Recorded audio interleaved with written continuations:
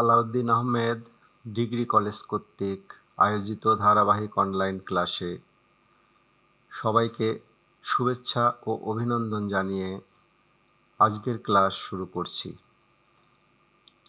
আমি তপন কুমার মণ্ডল, প্রভাষক হিসাব বিজ্ঞান, আলাউদ্দিন আহমেদ ডিগ্রি কলেজ, চড়াইকোল, কুমারখালী, কুষ্টিয়া।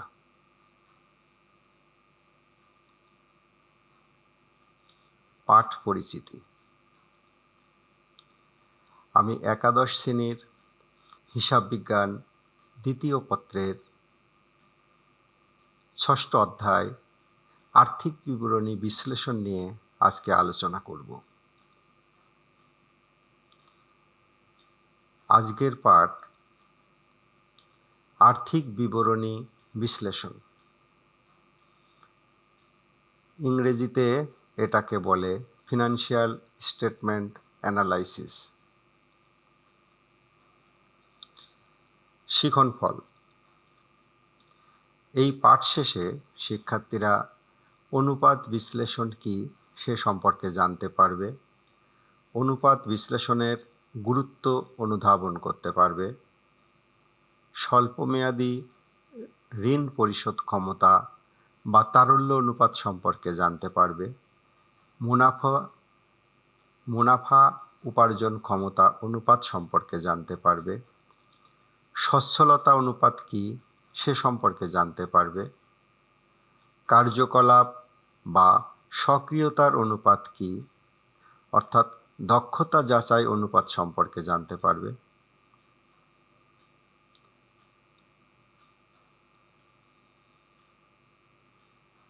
এখন আমরা আসি অনুপাত বিশ্লেষণ কি বা কাকে বলে।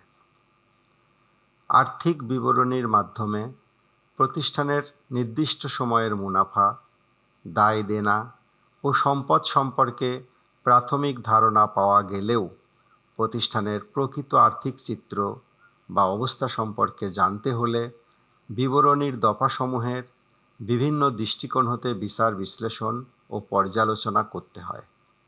আর্থিক বিবরণী বিশ্লেষণ ও পর্যালোচনার একটি গুরুত্বপূর্ণ কৌশল হল অনুপাত বিশ্লেষণ। প্রিয় শিক্ষার্থীবৃন্দ, তোমরা আর্থিক বিবরণী অর্থাৎ ফাইনাল অ্যাকাউন্ট কিভাবে করতে হয় তোমরা প্রথম বর্ষেও শিখেছ, দ্বিতীয় বর্ষেও শিখেছ। আর অনুপাত বিশ্লেষণ হলো আর্থিক বিবরণী প্রস্তুত করার পর এই সংজ্ঞাই বলেছে যে মুনাফা, দায় দেনা ও সম্পদ সম্পর্কে প্রাথমিক ধারণা পাওয়া যায় আর্থিক বিবরণীর মাধ্যমে, কিন্তু সেই আর্থিক চিত্র বা অবস্থা সম্পর্কে আরও ভালো করে জানতে হলে ওই আর্থিক বিবরণীর দফাগুলোর বিভিন্ন দৃষ্টিকোণ থেকে বিচার বিশ্লেষণ প্রয়োজন। এই বিচার বিশ্লেষণের একটি কৌশল হলো অনুপাত বিশ্লেষণ। তাহলে আশা করি তোমরা অনুপাত বিশ্লেষণ কি সেই সংজ্ঞাটা বুঝতে পেরেছ।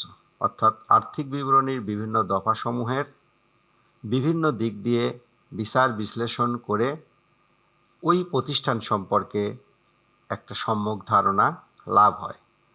অনুপাত বিশ্লেষণ হচ্ছে সেই কৌশল যার মাধ্যমে আর্থিক বিবরণী বা কারবার প্রতিষ্ঠানের প্রকৃত চিত্র পাওয়া যায়। উদ্দেশ্যের ভিত্তিতে অনুপাতকে 4 ভাগে ভাগ করা যায়। একটি হচ্ছে স্বল্পমেয়াদী ঋণ পরিশোধ ক্ষমতা অনুপাত, এটাকে তারল্য অনুপাতও বলে। আরেকটি হচ্ছে মুনাফা উপার্জন ক্ষমতা অনুপাত। 3 নম্বরটির নাম হচ্ছে সচ্ছলতা অনুপাত। আর 4 নম্বরটি হচ্ছে কার্যকলাপ বা সক্রিয়তার অনুপাত, এটাকে দক্ষতা যাচাই অনুপাতও বলে। তাহলে আমরা অনুপাতকে 4টি ভাগে ভাগ করলাম। অনেকগুলো অনুপাতের সূত্র আছে, তার মধ্যে প্রধান সূত্রগুলো যদি মনে রাখো তাহলে তোমাদের অঙ্ক করতে সহজ হবে। তাই প্রথমে তোমরা ভাগ করে নাও এভাবে 4টি ভাগে। এবার স্বল্পমেয়াদী ঋণ পরিশোধ ক্ষমতা অনুপাত কোনগুলো সেগুলো মনে রাখো। এভাবে পর্যায়ক্রমে যদি তুমি সবগুলো আলাদা আলাদা শ্রেণী বিভাগ করে নিয়ে তার গুরুত্বপূর্ণ অনুপাতগুলো সম্পর্কে যদি তুমি মনে রাখতে পারো তাহলে এই অঙ্ক সহজ হবে। আমরা প্রথমে আলোচনা করব স্বল্পমেয়াদী ঋণ পরিশোধ ক্ষমতা বা তারল্য অনুপাতটা কি।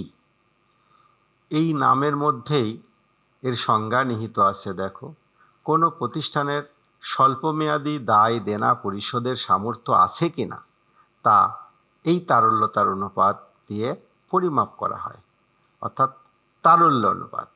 স্বল্পমেয়াদী দায় দেনা পরিশোধের সামর্থ্য আছে কিনা তা যাচাই করার জন্য এই অনুপাত ব্যবহার করা হয়। যেমন দেখো, এর একটি হচ্ছে চলতি অনুপাত। এর সূত্র বলছে চলতি সম্পদ বাই চলতি দায়, এটাকে ডিভাইডেড বলে বা ভাগ। চলতি সম্পদকে চলতি দায় দ্বারা ভাগ করে যা পাওয়া যাবে সেটা চলতি অনুপাত। এখানে আদর্শ গড় মান 2:1 এ কথার অর্থ হচ্ছে কোনো প্রতিষ্ঠানের চলতি দায় 1 টাকা যদি হয়, চলতি সম্পদ 2 টাকা থাকতে হবে। এইভাবে বোঝো যে অর্থাৎ সেই প্রতিষ্ঠানই ভালো যে প্রতিষ্ঠানের 2 টাকা সম্পত্তির বিপরীতে, মানে চলতি সম্পত্তির বিপরীতে চলতি দায় আছে 1 টাকা। এইরকম যদি প্রতিষ্ঠান হয় সেই প্রতিষ্ঠানটা লাভজনক প্রতিষ্ঠান, এইভাবে মনে করতে হবে। আমি চলতি সম্পদ আর চলতি দায় কি, সূত্রটা দেখে মনে হচ্ছে খুব সহজ। চলতি অনুপাত, চলতি সম্পদ বাই চলতি দায়। তোমরা কিন্তু অনেকেই জানো না যে চলতি সম্পদ কোনগুলো বা চলতি দায় কোনগুলো, বা প্রায়ই তোমাদের ভুল হয়ে যায়।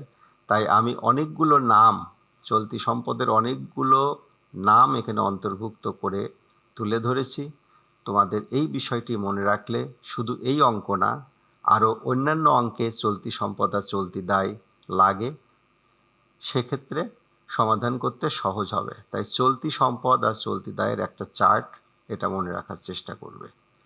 চলতি সম্পদের মধ্যে নগদ তহবিল, ব্যাংক জমা, সমাপনী মজুত পণ্য, বিবিধ দেনাদার, প্রাপ্য বিল, এইগুলো অনেকেই জানো।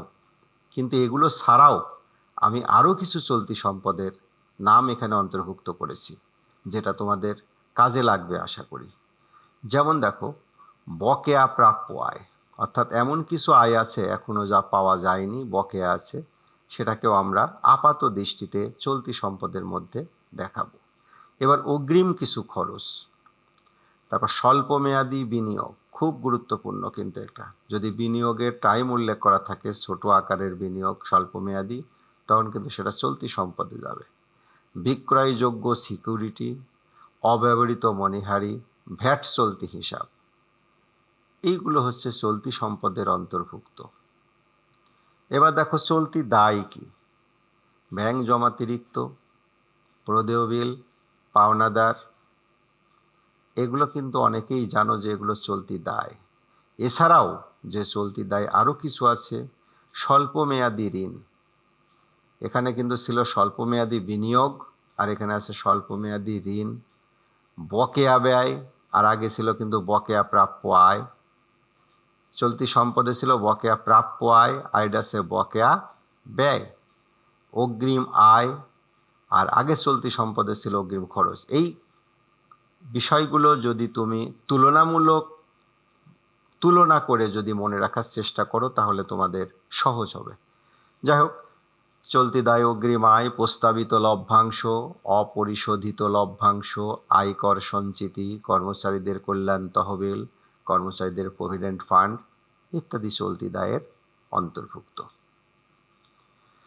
এই চলতি সম্পদ আর চলতি দায়ের দফাগুলো যদি তোমরা বুঝতে পারো তাহলে অঙ্কটা খুব সহজেই করতে পারবে, চলতি অনুপাত বের করতে পারবে।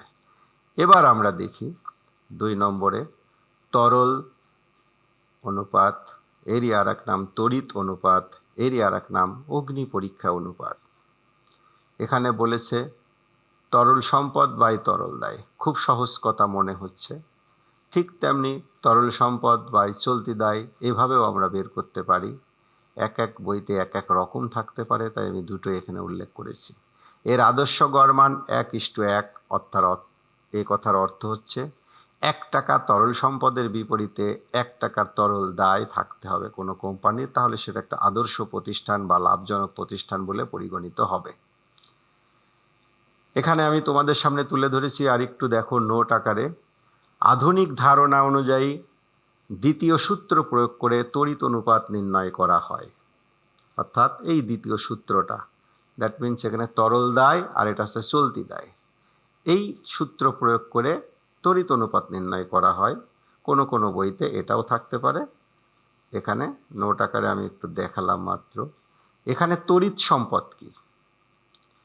তড়িৎ সম্পদ হচ্ছে যে সম্পদটা খুব দ্রুত টাকায় রূপান্তর করা যায়, সেটা হচ্ছে তড়িৎ সম্পদ। চলতি সম্পদ বিয়োগ সমাপনী মজুত পণ্য, একটু আগে চলতি সম্পদের ব্যাখ্যা আমি দিয়েছি। সেটা নির্ণয় করে সমাপনী মজুত পণ্য আর অগ্রিম খরচ যদি মাইনাস করো, সেক্ষেত্রে সেটাকে তড়িৎ সম্পদ বলা যাবে। তরল দায় বা তড়িৎ দায়, এই তড়িৎ দায় হচ্ছে চলতি দায়ের থেকে ব্যাংক জমাতিরিক্ত মাইনাস করলে সেটা তরল দায় বা তড়িৎ দায় হবে। এই সূত্র প্রয়োগ করে তোমরা তরল অনুপাত বের করতে পারবে। আরেকটি হচ্ছে চলতি মূলধন অনুপাত, এরই আর এক নাম কার্যকরী মূলধন অনুপাত। তাহলে আমার সূত্রে বলেছে কার্যকরী মূলধন বাই চলতি দায়, বা এরই আর এক অথবা দিয়ে বলা যেতে পারে চলতি মূলধন বাই চলতি দায়। তাহলে আমরা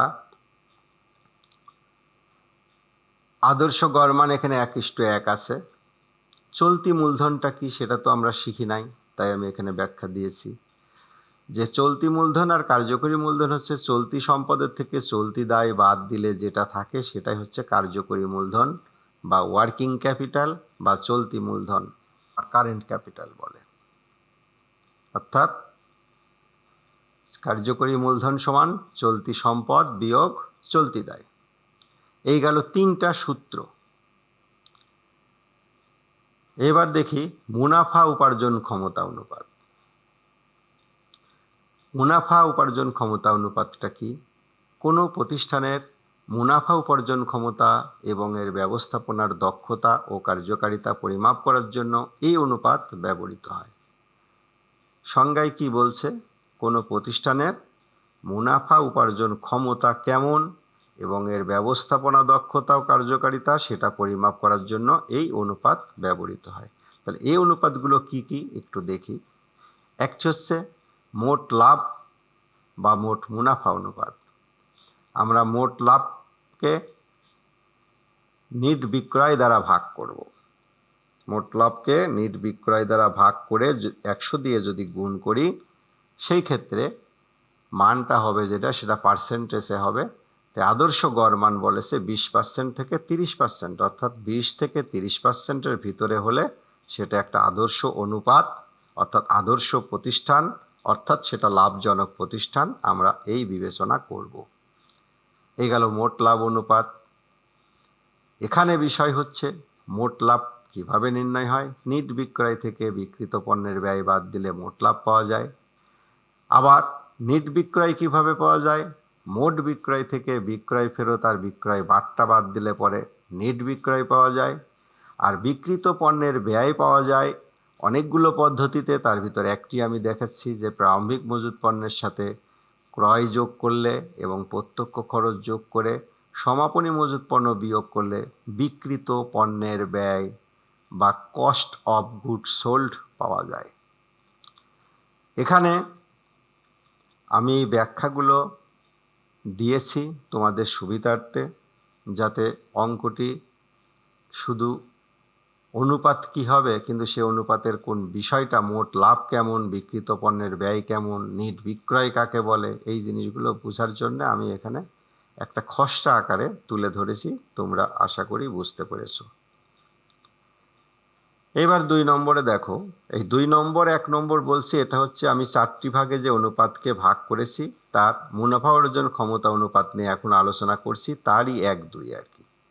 এই 2 নম্বরে বলেছে নিট মুনাফা অনুপাত। নিট মুনাফা অনুপাত একটা, সেটা হচ্ছে সূত্র নিট মুনাফা বাই নিট বিক্রয় ইন্টু 100, এর গড় মান 5 থেকে 10%। এবার দেখো পরিচালন মুনাফা অনুপাত। পরিচালন মুনাফা বাই নিট বিক্রয় ইন্টু 100। আমি পাশাপাশি লিখে সুবিধা তোমার এই মনে রাখার যে মোট লাভ অনুপাত, নেট মুনাফা অনুপাত, পরিচালন মুনাফা, এই তিনটাই দেখো মুনাফার ভিতরে মোট মুনাফা, নেট মুনাফা, পরিচালন মুনাফা। ঠিক একইভাবে মোট মুনাফা বাই বিক্রয়, নেট মুনাফা বাই বিক্রয়, পরিচালন মুনাফা বাই নেট বিক্রয়, এভাবে আমরা মনে রাখতে পারি সহজেই। এর গড় মান এত। এবার দেখো 4 নম্বরে বলেছে বিনিয়োজিত মূলধনের আয় অনুপাত, কর ও সুদ পূর্ব মুনাফা বাই বিনিয়োজিত মূলধন ইন্টু 100A। এখানে লক্ষণীয় বিষয় কর ও সুদ পূর্ব মুনাফা বা সুদ ও কর পূর্ব মুনাফা, যেটাই বলো, সুদ ও কর দেওয়ার আগে যে মুনাফা সেটা, একে বিনিয়োজিত মূলধন দিয়ে ভাগ করতে হবে। তাহলে এই বিনিয়োজিত মূলধন কি, এইটা কিন্তু একটু মনে রাখার বিষয়। এত সহজে কিন্তু বিনিয়োজিত মূলধন তুমি বের করতে পারবে না, এটা মনে রাখতে হবে, বুঝতে হবে বিনিয়োজিত মূলধনটা কি। আমি দুইটি দৃষ্টিকোণ থেকে বিনিয়োজিত মূলধন এখানে বোঝানোর চেষ্টা করেছি। একটি হচ্ছে সম্পত্তির দিক হতে বিনিয়োজিত মূলধন, আর একটা হচ্ছে দায়ের দিক হতে বিনিয়োজিত মূলধন। সম্পত্তির দিক হতে বিনিয়োজিত মূলধন নির্ণয় কিভাবে করব, যে মোট সম্পদ তার যোগফল থেকে কল্পিত ও অস্পর্শনীয় সম্পত্তি, আমি তার উদাহরণ এখানে দিয়েছি, প্রাথমিক খরচাবলী, বিলম্বিত খরচ, শেয়ার অবহার, শেয়ার দালালের কমিশন, লাভ ক্ষতি হিসাবে ডেবিট উদ্বৃত্ত, সুনাম, পেটেন্ট, ট্রেডমার্ক, এগুলো কল্পিত ও অস্পর্শনীয় সম্পত্তি। এইটা মোট সম্পত্তির থেকে বাদ দিলে থাকে হচ্ছে মোট বাস্তব সম্পত্তি। এই বাস্তব সম্পত্তি থেকে দীর্ঘমেয়াদী বিনিয়োগ যদি থাকে সেটা বাদ দেব, তারপরে চলতি দায় বাদ দেব, তাহলে বিনিয়োজিত মূলধন পাওয়া যাবে। এইটা খুব ভালোভাবে রপ্ত করতে হবে, মনে রাখতে হবে এবং বুঝতেও হবে। দায়ের দিক থেকে বিনিয়োজিত মূলধন সাধারণ শেয়ার মূলধন, অগ্রাধিকার শেয়ার মূলধন, দীর্ঘমেয়াদী ঋণ, আয়কর সাধারণ বা মুক্ত সঞ্চিতি, অবন্টিত মুনাফা, এইগুলো যোগ করে এই কল্পিত ও অস্পর্শনীয় সম্পত্তি, আগে যে আমি নামগুলো বললাম, সেটা যদি তুমি মাইনাস করো তবুও বিনিয়োজিত মূলধন পাওয়া যাবে। তোমাদের অঙ্কের সুবিধার্থে আমি একটু বলতে পারি, এই দুইটি দৃষ্টিকোণের থেকে তুমি সম্পত্তির দিক থেকে বিনিয়োজিত মূলধন এইটা মনে রাখলে তুলনামূলকভাবে একটা সহজ হবে এবং অঙ্ক তাড়াতাড়ি করতে পারবে, এইটা খেয়াল রেখো। এবার দেখো বিনিয়োজিত মূলধনের একটা শর্টকাট পদ্ধতি বা সূত্র আরও 2 রকম দেখাচ্ছি। একটি হচ্ছে মালিকানা তহবিল যোগ দীর্ঘমেয়াদী দায় বা ঋণ। এখন এইটা যদি আমি প্রয়োগ করি সেক্ষেত্রে মালিকানা তহবিল কি জিনিস সেটা আমি দেখাচ্ছি। যে মালিকানা তহবিল হচ্ছে মোট বাস্তব সম্পত্তির থেকে মোট বহির্দায় বাদ দিতে হবে। এখন মোট বাস্তব সম্পত্তি নয়, আমি এখানে দেখলাম যে মোট সম্পদের থেকে অস্পর্শনীয় বা কল্পিত সম্পত্তি বাদ দিলে মোট বাস্তব সম্পত্তি পাওয়া যায়। সেই বাস্তব সম্পত্তি থেকে মোট বহির্দায় বলেছে। বহির্দায় আবার কোনটা? দীর্ঘমেয়াদী দায় আর চলতি দায়ের যোগফল হচ্ছে বহির্দায়, সেটা বাদ দিলে মালিকানা তহবিল পাওয়া যায়। সেই মালিকানা তহবিলের সাথে দীর্ঘমেয়াদী ঋণ যোগ করলে বিনিয়োজিত মূলধন পাওয়া যায়, এই একটা পদ্ধতি। আরেকটা হচ্ছে মোট বাস্তব সম্পত্তি থেকে চলতি দায়, যেটা এইটা দেখানো হলো। এই যে মোট বাস্তব সম্পত্তির থেকে চলতি দায় মাইনাস করলেই বিনিয়োজিত মূলধন পাওয়া যায়। এখানে দেখো বিশেষ দ্রষ্টব্য দিয়ে দেখানো হয়েছে অস্পর্শনীয় সম্পত্তি, যেমন সুনাম, পেটেন্ট, সত্ত্ব, গ্রন্থসত্ত্ব, ট্রেডমার্ক ইত্যাদি, এগুলো যদি ক্রয়কৃত হয় তাহলে মালিকানা তহবিল বা বিনিয়োজিত মূলধন নির্ণয়ের ক্ষেত্রে মোট সম্পত্তি হতে এটি বাদ দেওয়ার কোনো প্রয়োজন নাই। এখানে যে বাদ দেব সেটা হবে না, যদি ক্রয়কৃত কোনো অস্পর্শনীয় সম্পত্তি হয় সেক্ষেত্রে বাদ দেওয়া যাবে না, এই একটা বিষয়। এখানে আরেকটু বিষয় বলতে ভুলে গেছি, দীর্ঘমেয়াদী দায় কোনগুলো? ঋণপত্র, দীর্ঘমেয়াদী ঋণ, বন্ধকি ঋণ, এগুলো দীর্ঘমেয়াদী দায়। অর্থাৎ একটা সূত্রের সাথে একটা সূত্রকে বুঝতে হলে আরেকটি বিষয় লাগে, সেটা আমি এখানে তুলে ধরেছি। তাই বিনিয়োজিত মূলধন কি বা কেমন করে নির্ণয় করতে হয়, এই পেজ বা চার্ট বা চিত্র, এটা দেখে তোমরা মনে রাখার চেষ্টা করবে। 5 নম্বরে দেখো মালিকানা তহবিল ও নিট মুনাফা অনুপাত। এটা সুদ ও কর বাদ নিট মুনাফা বাই মালিকানা তহবিল ইন্টু 100। সম্পত্তির উপর মুনাফার অনুপাত কর বাদ মুনাফা যোগ সুদ ভাগ মোট সম্পত্তি গুণ 100। দেখো শেয়ার প্রতি আয় কর বাদ মুনাফা বিয়োগ অগ্রাধিকার শেয়ার লভ্যাংশ ভাগ সাধারণ শেয়ার সংখ্যা। এই হচ্ছে 7টি সূত্র আমি তোমাদের সামনে তুলে ধরেছি, এগুলো মনে রাখলেই হবে। এর পরেরটা দেখো সচ্ছলতা অনুপাত। কোম্পানির দীর্ঘমেয়াদী ঋণ পরিশোধের সামর্থ্য পরিমাপ করার জন্য সচ্ছলতা অনুপাত ব্যবহার করা হয়। এই অনুপাতকে মূলধন কাঠামো অনুপাতও বলে। অর্থাৎ কোম্পানির দীর্ঘমেয়াদী ঋণ পরিশোধের সামর্থ্য কতটুকু সেটা জানার জন্য সচ্ছলতা অনুপাত ব্যবহার করা হয়। আমরা 1 নম্বরে দেখি মালিকানা তহবিল বা নিট মালিকানা ও মোট সম্পত্তির অনুপাত। এটা লেখার অর্থ হচ্ছে এরকম থাকলে আরও সুবিধা, যে মালিকানা তহবিল বাই মোট সম্পত্তি। এর আদর্শ গড় মান 0.75:1, অর্থাৎ 1 টাকার সম্পত্তির বিপরীতে মালিকানা তহবিল থাকতে হবে 75 পয়সা। মোট সম্পত্তি 1 টাকা হলে 75 পয়সা মালিকানা তহবিল যদি থাকে তাহলে সেটা একটা আদর্শ প্রতিষ্ঠান বলে পরিগণিত হবে। এবার প্রশ্ন হচ্ছে যে মালিকানা তহবিল কেমন করে নির্ণয় করব? এই মালিকানা তহবিল আমরা সম্পত্তির দিক থেকে মালিকানা তহবিল নির্ণয় করতে পারি, ঠিক একইভাবে দায়ের দিক থেকেও মালিকানা তহবিল নির্ণয় করতে পারি। আর সংক্ষিপ্ত যদি সূত্র বলি, সেটা মালিকানা তহবিল সমান মোট বাস্তব সম্পত্তির থেকে বহির্দায় বাদ দিতে হবে। তাহলে আমি একটু আগেই বলেছি যে মোট সম্পদের থেকে কল্পিত অস্পর্শনীয় সম্পত্তি বাদ দিলে পরে বাস্তব সম্পত্তি থাকে, তার থেকে বহির্দায় যদি বাদ দাও তাহলে পরে মালিকানা তহবিল থাকে। ঠিক দায়ের দিক থেকেও সাধারণ শেয়ার মূলধনের সাথে সাধারণ সঞ্চিতি ও অবণ্ডিত মুনাফা যোগ করতে হবে। তার থেকে কল্পিত অস্পর্শনীয় সম্পত্তি যদি বাদ দাও তাহলে পরে আমরা মালিকানা তহবিল পাব। এই হচ্ছে মালিকানা তহবিল কিভাবে পাবো সেটা দেখালাম। এবার আমরা দেখি অস্পর্শনীয় সম্পত্তি কি। অস্পর্শনীয় সম্পত্তি অর্থাৎ ইনট্যাঞ্জিবল অ্যাসেটস, যেটা স্পর্শ করা যায় না কিন্তু সম্পত্তি হিসাবে পরিগণিত হয়, সেগুলো হচ্ছে সুনাম, পেটেন্ট সত্ত্ব, গ্রন্থ সত্ত্ব, ট্রেডমার্ক লাইসেন্স ইত্যাদি, যার আর্থিক মূল্য আছে। এটা হচ্ছে অস্পর্শনীয় সম্পত্তি। আর অলিক বা ভুয়া সম্পত্তি, এরই আর এক নাম কল্পিত সম্পত্তি, ইংরেজিতে এটাকে বলে ফিকটিটাস অ্যাসেট।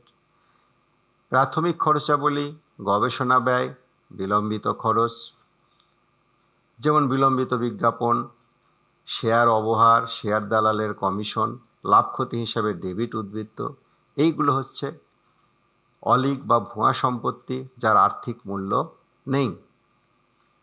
অস্পর্শনীয় সম্পত্তি যদি কেনা হয় তাহলে মালিকানা তহবিল আর বিনিয়োজিত মূলধন নির্ণয়ের ক্ষেত্রে মোট সম্পত্তি হতে এটি বাদ দেওয়ার কোনো প্রয়োজন নেই। এটা আগেও বলেছি, আরেকবার উল্লেখ করলাম।